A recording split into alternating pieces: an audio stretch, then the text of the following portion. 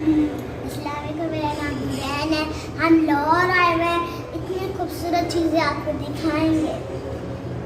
ये हार है और बहुत सारी वो चीज़ें हैं जो सबसे पहले की बात है, पुरानी चीज़ें हैं जाने हम रूम में आए हुए हैं।